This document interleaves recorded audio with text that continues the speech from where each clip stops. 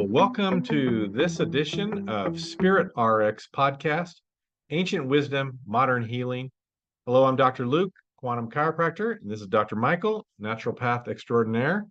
We love to integrate best practices of modern medicine with ancient remedies and modalities. In this podcast, we'll explore contemporary health and wellness topics with a blend of wisdom, hopefully humor, and some practical tips for the everyday person. If you want to learn more about our stories, our businesses, how to connect with us, etc., please click on the video links below. Dr. Michael, introduce our topic for today. I don't want to make light of it. Ooh, we're already out of the pun, gate. starting with the puns. Nice. So today we're going to be talking about light in medicine, basically how it applies to medicine. And I figure we'll just start off with the topics we're going to review. Let's talk about just maybe from a big picture, light as information, maybe a topic like biophotons. You shared some really interesting things with me about that topic, some research you've heard or read recently. Can you open up the conversation with that? Yeah. All right. So let's talk a little bit about what is light? What is it? We don't really know what it is, right? We have descriptions right of what it is. It's a form of energy. It's a particle and a wave. So we have these different descriptions. So, it's on the electromagnetic spectrum. And so technically, visible light is its own thing. It is. And so within visible light, there are ultra weak versions of that, like photons, single photon releases. And that's where the concept of biophoton comes from. So that there is an actual photon of light, a single particle of light that can be released in this ultra weak light from our cells, from reactions in our cells. Okay. Yeah, that's a very interesting concept, this idea. And if we want to go backwards a little bit, what's the source of light, at least as far as we know? We're going to have to say the sun. That's like a huge player. As you were talking, an interesting thing just popped in my head. Former existence, I was an educator, and I remember an art instructor making the comment that if you ask children to draw the sun and to draw light, it's the same everywhere in the world. They'll draw these rays coming out of the sun. And even what's a ray? And why would children, so it's got to be a universal human experience that, and we sometimes can see that where it looks like the sun's rays are coming in, but what is that? Is that a ray? Yeah, that's like a huge topic here. And I'm sure physicists could jump in ways that would run circles around us here. For sure, because we're definitely not physicists. But I will say that I don't think, at least as far as I understand, I've never really saw a ray of light as a quantitative. Right. So I think at its smallest level, we call it a photon. And maybe in larger levels, they would do it as rays. I'm not actually sure, to be honest with you. Yeah, and I think maybe a ray is just a perception, a term of perception, as we're trying to describe what we're seeing when an angle of sunlight is coming through a small space, like your window, for example, or if the clouds are formed just right, we might see them there. Okay, so biophotons, like how does this relate to health or medicine? Yeah, so I guess what I'd start with is that concept of information that we brought up. So when I look at you, I can pick up a lot of information just looking at you. And what's actually happening? Light is coming from the sun or from a source in our room, and it's bouncing off of you. And then it's hitting the retina, right, through my rods and cones. And then that information is being converted to my brain to some form of information that I take all of this. Packet. Yeah. Yeah, that's very cool. I like that idea. And even if we think about some of the ancient, I think it's important that we look at some of our ancient sacred texts. And definitely one that comes to my mind is from the Bible. Let there be light is the first expression of creation. So, like to just make that statement, to put those words out, the frequency of those words, like light's the first thing that's spoken there. That's very well. I mean, you could argue, well, the frequency of the sound, but no, the first statement was, "Let there be light." That's just very fascinating. There's so much power in that. Yeah, I think that there's definitely a lot more around energy and light in terms of how not only we can understand the world, but we can actually transmit information to the Right. world. And I think we're probably doing that all the time. I'll tell you a cool story. For a period of time, I went on a mission for this a church that I was Okay. involved in. Okay. And during that period of time, I would get up every day and I would meditate, and I would meditate and then pray. And in my prayer, I would ask to be filled with light. I would do this every day. So I Okay. had this experience one day. I Okay. go and I knock on this person's door. And this is a long time ago, not that person anymore. But I go and I knock on this person. You're one of those. Okay. I'm just gonna say it. I am a full river flowing. disclosure. Yeah. River flow. I am not that person anymore. But I knock on this person's door and she comes to the door and she looks at me, and her words were this. She goes, "There's just something, I don't know what it is, but you just have this like light about you." And she said that. And that was like, what? I've been praying for this every day, meditating on this every day. I wanted to Stranger exude acknowledges light. it. Wow. Yeah, it was pretty cool experience. And we all hear about like individuals that see auras, and we can scientifically prove that there are fields of light around people. Yeah. And I think this is also part of the human experience. So if we go back to, especially in the Middle Ages, the art definitely had a religious theme, especially in the West. And what would we see? If there's a painting where there's a saint, there's always this kind of golden arc around their head. So one might argue some of that is so that an illiterate person knows who the saint is in the picture. But I think it's more than that. I think that there are individuals that just seem to glow, or there's this magnetism about it. And there absolutely is a different level of light energy being emitted. And we just feel a certain sense of awe and reverence when we're around a person like that. I agree with you completely.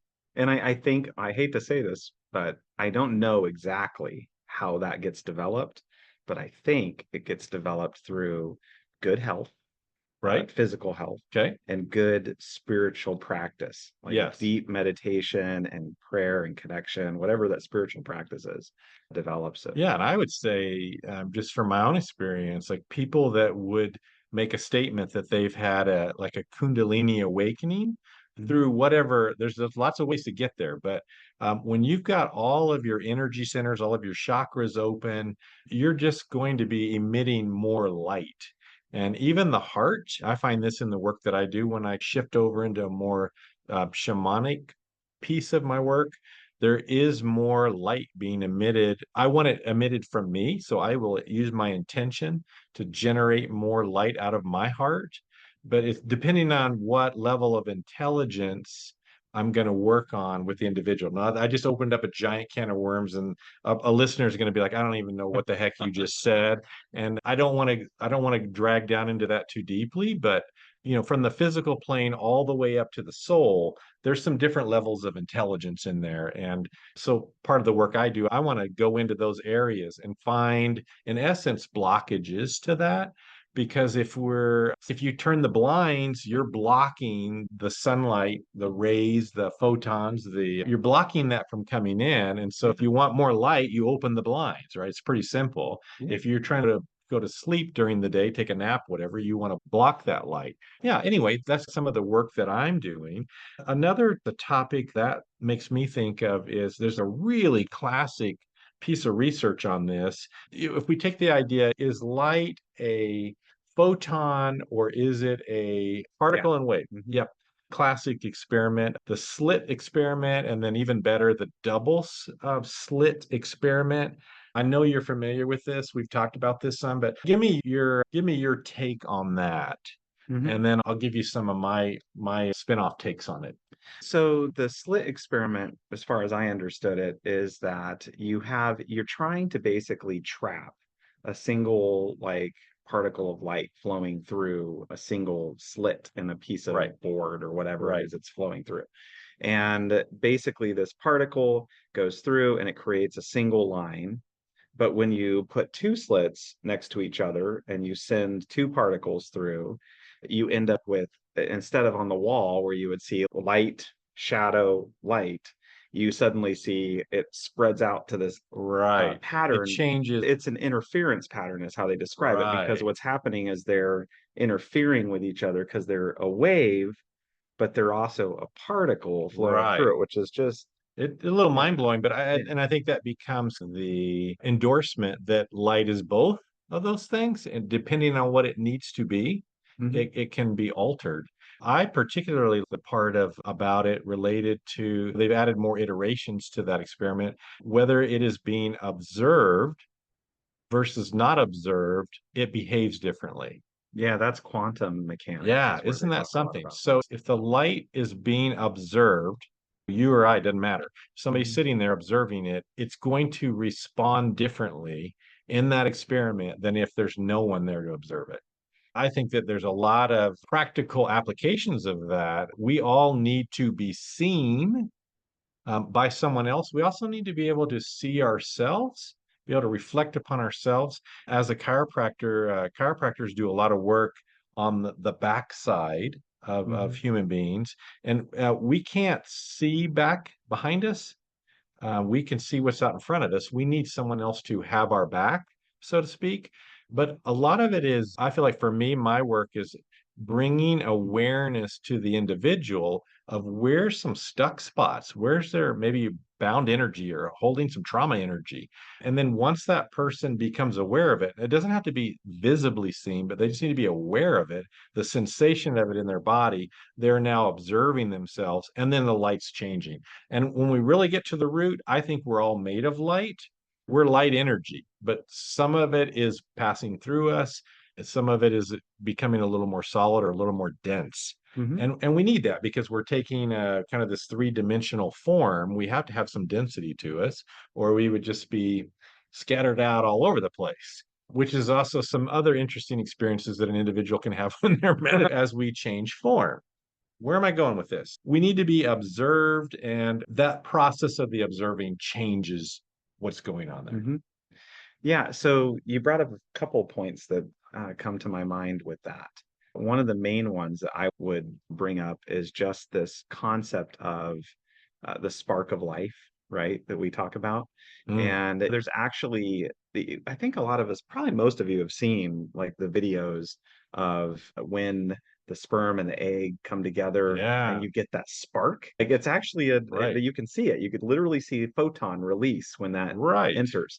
Mm, And so what's interesting about that and the way that I would discuss that is that you also have a spark that happens upon. yes, So there's yes. a death spark that occurs, and this is all measured through biophotons. Like you can actually measure it. You can see it with that very sensitive equipment that they measure biophotons with, which is When pretty I talk crazy. to people about this idea of bound energy versus, unlocking it, so it's when we have bound energy and we want to make it kinetic. I use the example of a piece of firewood. So there's bound energy in the firewood. Hmm. And when we toss it into the fire, it is releasing that energy in its current form. And my my assertion is that release, there's going to be three primary changes. We're going to see heat, light, and sound Hmm. are all going to come out of that. And I've even witnessed myself sometimes if someone is releasing a burst of bound energy, I'll see a little flash of light.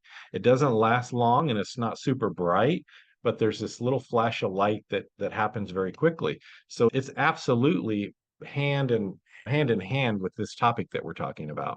So the human body does release this Oh when yeah. we let go and release some energy. So I know it sounds really esoteric. Like when you think about Right, it, it right. sounds pretty crazy. Like when you're Yeah. talking about light in these different ways, but it is a reality. There's a lot of science to back it up.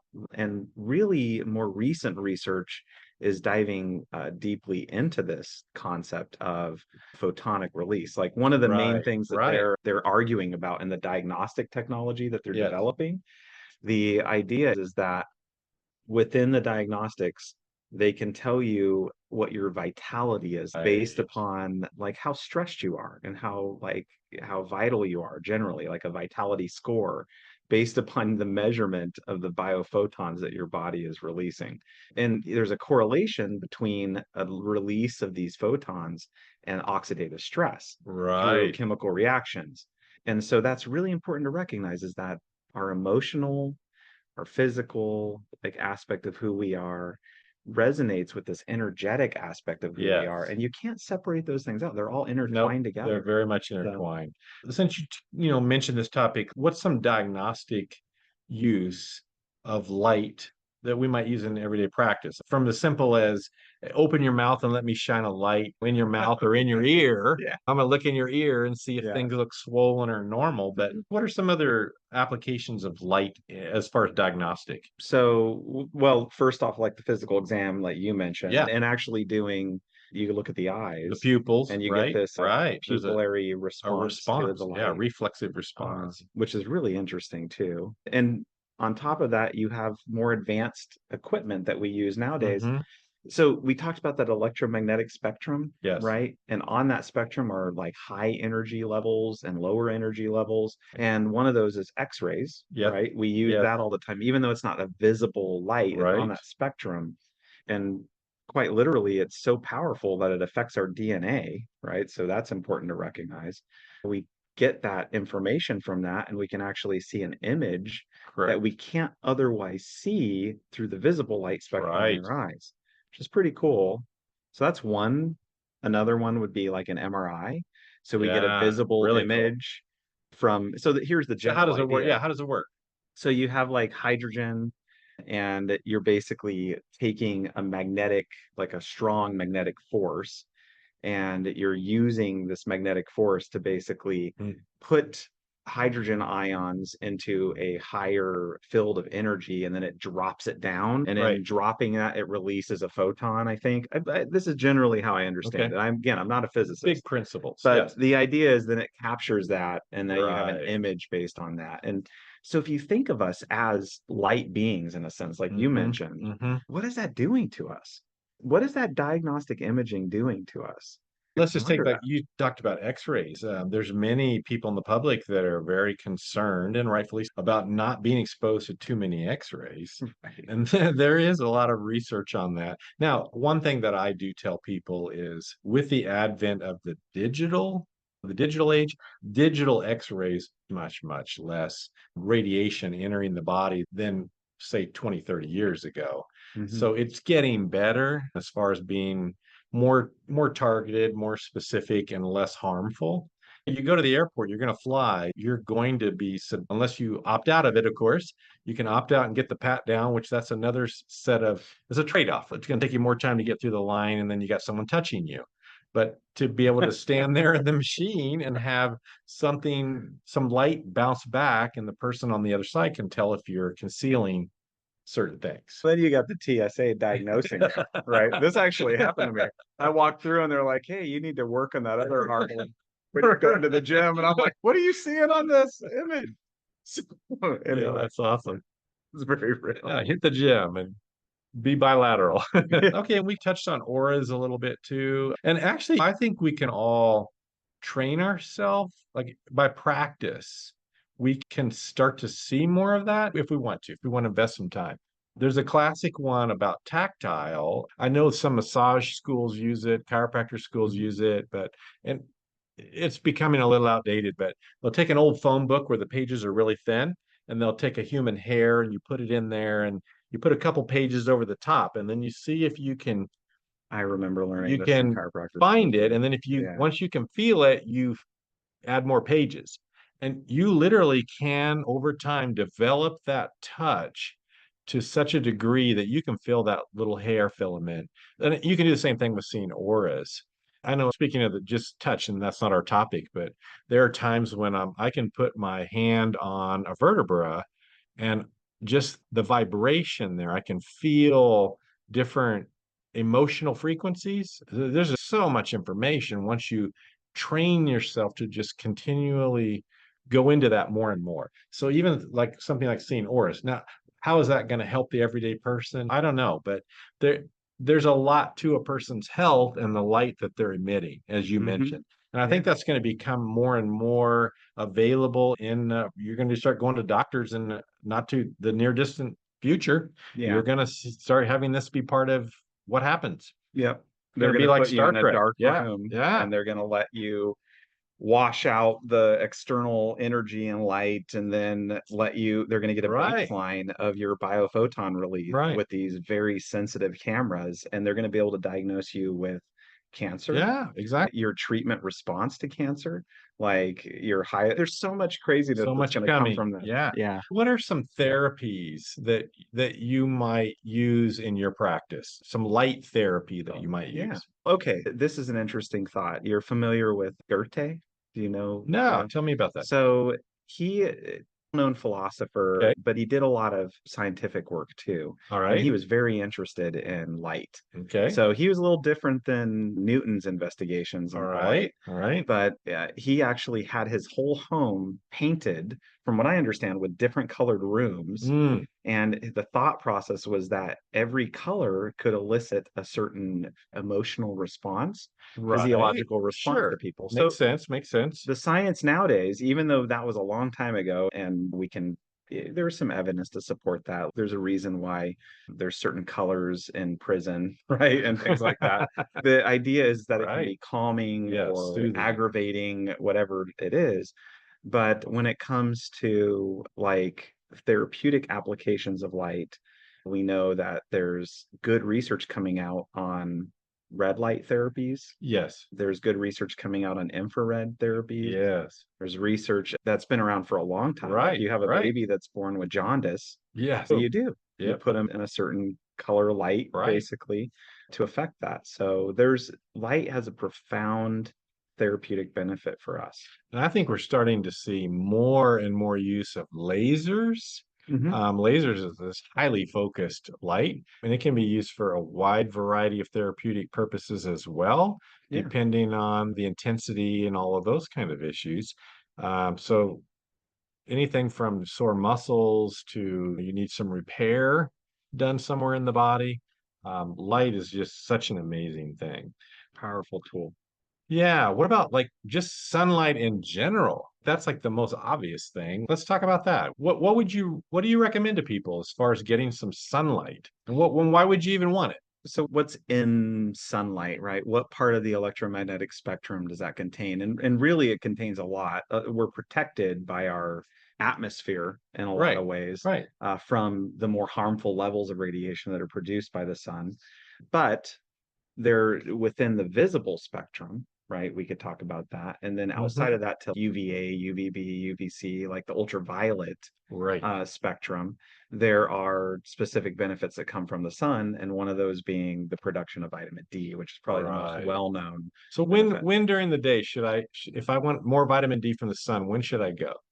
First off, there's a balance here. Okay. There's no better way to get old really fast than to spend a whole lot of time in the sun.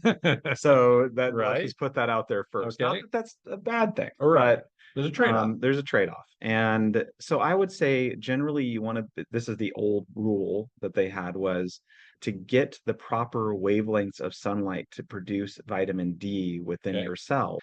You want to your shadow should never be taller than you. Okay. And so the idea is that you don't get certain UV radiation that's going to penetrate as deep when the sun is at these lower horizontal points. Right. And the higher it gets in the sky, the more you're going to get those. Go out at noon, strip your shirt off, and take a little time in the sun. Like how many minutes? What would you recommend to somebody? I usually recommend 20 minutes. Yeah. You could stay longer. 10 to 20. You got to be a little would really get you something. Yeah. There's now, what happens if a person says, yeah, but I'm afraid of, I don't want to damage my skin and get skin cancer. Can I get vitamin D and lather up with a sunblock? Oh, man. That's a lot. I know you have to answer this. Yeah, totally. I'm pitching you, lobbing you a softball. There is research to show that a lot of these different sunscreens contain chemicals that are not good for you, that can actually cause cancer. And the other side to it, and I think this is super important, is that the sun is not bad for us. Right. It's not bad for us. It's just the balance. If you get too much of anything, if I just sit and drink water all day long, I'm going to die from water poisoning. And you don't go out in the sun all the time and just let your skin get fried like a piece of leather. That's not smart either. So the way to do it is it's a balance. So I usually recommend about 20 minutes and making sure that you're getting a good vitamin D production, getting good light production in the eyes through the pineal gland. I love it that you're talking about more the direct rays of the sunlight to get you the vitamin D. So that brings back my thought here. Okay. So the World Health Organization. Yeah. Okay. So they put out a study. This was, gosh, I looked at this study back in about 10 years ago. Okay. So it's been a while. And they put out a big study where they showed that the risks of sunlight were much smaller than the risks of not getting enough sunlight. Right. So the benefits of sunlight outweighed the risks of the cancer possibility with sunlight, and, which is really where they're focused. And there's a lot of different diseases that can come to us if we don't get enough sunlight than there is diseases that come from us from too much sunlight. And truthfully, again, like I said, it's a balance. Yeah. That's the important thing. And on the flip side of that, there's a few medications that they recommend avoid sunlight if you're taking these certain medications, because that can create some adverse effects too. Yeah, doxycycline is a big Yeah. Okay, here's a big one. Sleep. Okay. Light and sleep. What's the connection? We have this light sensitivity that as human beings, we have adapted to over many centuries, millennia. And in that adaptation, how did we grow with the light? Before we have nowadays, like all this electric driven light, we had dark when we went to sleep and we had light when we woke up. And that is very much in tune with how our bodies function. And we follow, then likewise, we're going to follow the seasons, right? When in the summer, when there's more hours of sunlight, there's going to be more activity. And when we get to the winter, for example, there's less sunlight, less overhead angles, and we're gonna do less. And that's natural. And sometimes we try to fight that, and we want the same work output in the summer that we have in the winter, and that can create some issues. Now, when it's time for someone to go to sleep at night, and I think there's a lot of people guilty of this, having devices on, and even like an alarm clock that's got LED lights. It's emitting light into the room. I don't know. I always recommend to people that there's a certain number of minutes that it's just dark before you are trying to go to sleep. Because if you're looking through videos or watching a TV series to help put you to sleep, that might help, but too much light at night, you're not going to get the same level of restfulness that you will if you're letting your body follow the natural cycles. In the wintertime too, some people get SAD, for example. Can you give me your take on that? So SAD stands for seasonal affective disorder, and it hits a lot of people, and there's a lot of thought around light being a big part of that. And how when we start getting longer darkness periods, we're not getting as much of that strong sunlight. And so we're not getting certain reactions occurring in the brain that ultimately help us produce specific neurotransmitters that help us. And so what's the mechanism of helping that? And I think one of those important things you could consider is like a happy light. It's those happy lights are really inexpensive. They are. Pop them on your counter, plug them in. They kick out about 10,000 lux, which is a really strong light. And you just let it sit there and you look at it and you do what you're going to do. They even make glasses nowadays that specifically shine that light in your eyes for a period of time. And that typically, I think the rule is that you want to do that within, at least what the research states, within about the first hour, ideally, of waking. You want to have that really good light response. But here's the thing that's interesting about this. So how is that different from what we've learned in nature? So I'm a real believer that, I'm a naturopath, and I really think we should follow what nature has built within us. And so that whole concept of adapting to mornings and nights Yes. and the shift of the light as it goes down. That was one of the things Goethe saw Right. too, Right. is that as the light went down, as the sun set, Yes. it shifts into a different spectrum of Yes. visible light. And in that spectrum, I think we exist to create more tiredness or more Mm. wakefulness. So if you get a shift from darkness to red to blue, that bright Yes. full Yes. spectrum lighting of white Yes. light, now you're going to be awake. If you get a shift from white to blue to red to then darkness, Right. now you're going to shift into sleep.